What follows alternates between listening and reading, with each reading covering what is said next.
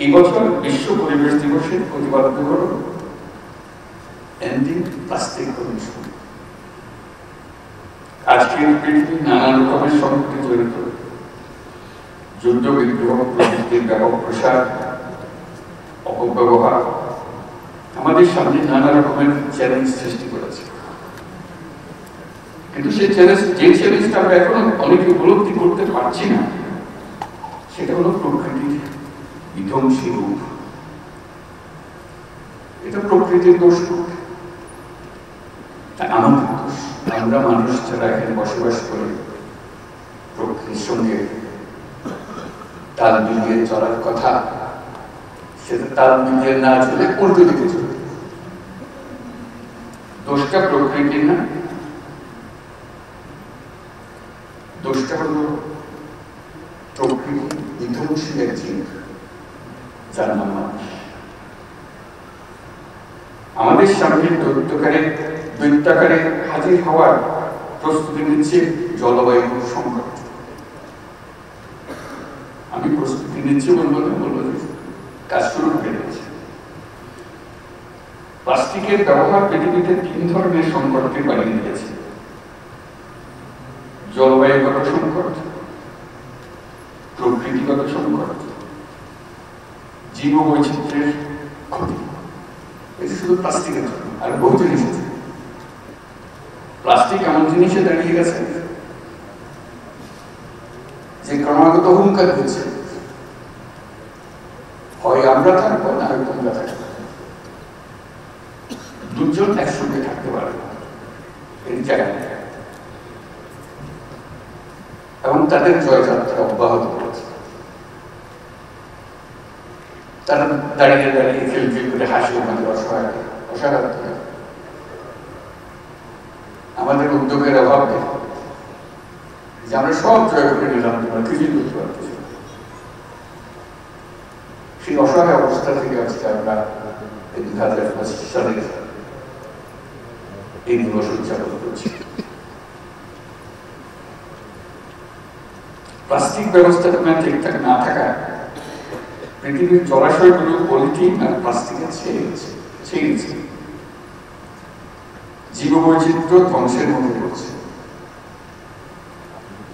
কেন? আমাদের কি শক্তি নাই বলে? আমরা পাত্তা দিচ্ছি না। আমাদের কোনো খরচ নেই, চলছে তো ঠিকই চলছে। এই করতে করতেই আমাদের শেষ। এই দিবস পালনের মাধ্যমে যদি কিছুটা সজাগতা আমাদের কাছে আসে, নতুন দৃষ্টিভঙ্গি, নতুন কর্মোদ্যোগ আসে, তাহলে একটা সম্ভাবনা সৃষ্টি হতে পারে। এখন হয়নি, এখন আমরা অবলুপ্তির পথে। সানবিট সব দিবে সামাল। সানবিট ম্যাজিক প্রেস, ডিশওয়াশিং এর মাথা ঘোরানো সলিউশন। রক্ষা করার জন্য এমন এক জিনিস প্লাস্টিক, যার জন্ম আছে, মৃত্যু নেই। এইগুলো তার বৈশিষ্ট্য। পৃথিবীর সবকিছুর মৃত্যু আছে, তার মৃত্যু নেই। এইসব ক্রমাগত বাড়ে, ফলে সবকিছু সে জয় করে যাবে। আজকে যে আমরা মাইক্রোপ্লাস্টিকের কথা বলছি, এটা তো মাত্র শুরু। হেন জিনিস থাকবে না তার বিচরণের বাইরে থাকবে। আমরা দিবস উদযাপন করে ঘরে ফিরে যাবো, যথারীতি আগের মতো প্লাস্টিক ব্যবহার করবো। সামান্য একটা জিনিস, এমন কি ক্ষতি করতে পারে আমাদের? আমরা করতেই পারি। মন্ত্রণালয় বলছে প্লাস্টিক বোতল রাখা যাবে না, আমরা হাসাহাসি করবো। কাজ নেই তো একটা প্লাস্টিক বোতলের ছিল না ছিল। এভাবে প্লাস্টিক অগ্রসর। আমরা যদি আমাদের লাইফস্টাইল পরিবর্তন না করি, এই যুদ্ধে সামগ্রিকভাবে মানুষের পরাজয় অবধারণ এর থেকে মধ্যে না।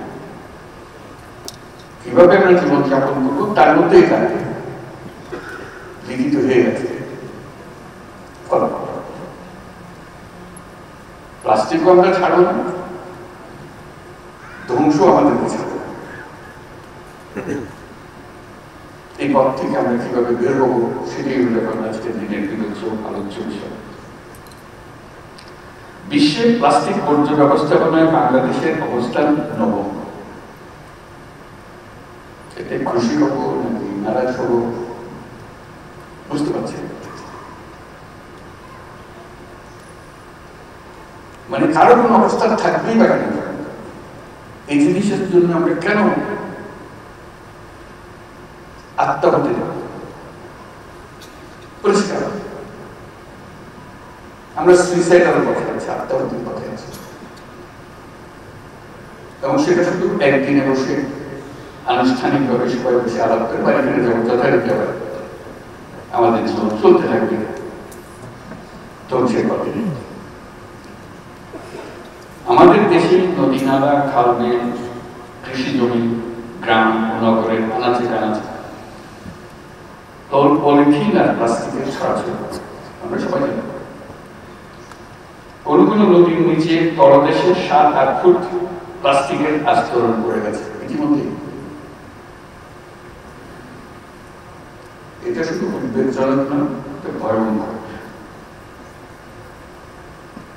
এর চেয়েও ভয়াবহ বিষয় হচ্ছে মাইক্রোপ্লাস্টিক, যেটা খালি চোখে দেখা যায় না। একটু আগে আমাদেরকে বোঝানো মায়ের দুধের মধ্যে মাইক্রোপ্লাস্টিক, আর তার যাবার জায়গা কি বাকি হল? শিশু জন্ম থেকে মাইক্রোপ্লাস্টিক নিয়ে জন্ম নিচ্ছে। কয়েকদিন আগে দেশের ইলিশ মাছের ভেতর মাইক্রোপ্লাস্টিকের অস্তিত্ব পাওয়া গেছে। সেটা একটা মাছ, বহু মাছ। কাজে আমাদের আর দেরি করার সময় নেই, আমাদের এখনই জেগে উঠতে হবে যে এই সমস্যার সমাধান না হলে আমাদের অস্তিত্ব নেই।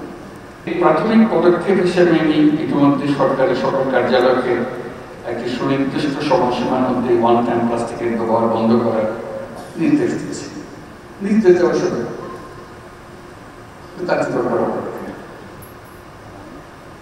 ঠিক আছে, বললাম যে এটা লাইফ স্টাইল, আমি কিভাবে জীবন যাপন করবো তার শুধু হুকুম দিয়ে বন্ধ করে দিলাম। চেষ্টা হবে হয়তো করবে, কিন্তু কঠিন। জাতিসংঘ প্লাস্টিক দূষণ নিয়ন্ত্রণে আন্তর্জাতিক আইন প্রণয়নের কাজ প্রায় চূড়ান্ত করেছে। বন ও পরিবেশ মন্ত্রণালয় এই প্রক্রিয়ার সঙ্গে জোরালো ভূমিকা রাখবে, এটা আমি নিশ্চিত।